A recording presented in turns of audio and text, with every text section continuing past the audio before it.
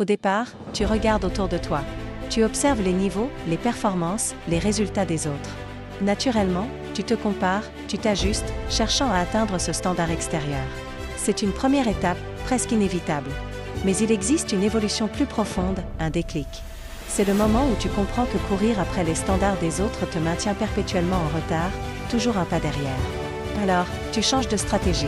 Tu ne cherches plus à atteindre un niveau, tu décides de construire le tien.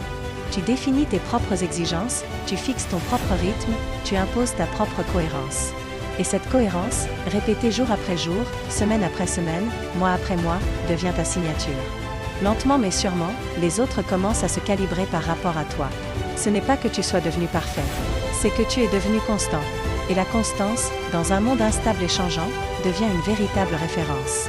Quand tu maintiens ton niveau sans fluctuer selon l'humeur du jour, sans céder à la facilité, sans jamais ralentir face à la pression, tu crées une nouvelle norme. Une norme silencieuse, mais puissante. Tu ne déclares pas ton statut de leader, tu l'incarnes. Et cette incarnation transforme la perception que les autres ont de toi. La manière de parler évolue. Les attentes s'élèvent. Les dynamiques de groupe évoluent. Pourquoi ? Parce que celui qui maintient un standard élevé oblige, par sa simple présence, l'environnement à monter en gamme. Tu ne demandes plus le respect, tu le génères naturellement. Tu ne cherches plus l'approbation, tu structures l'admiration par tes actions.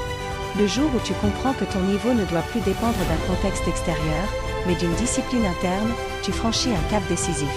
Tu ne poursuis plus un standard, tu deviens le standard. Et à partir de ce moment précis, ton expansion ne connaît plus de limites.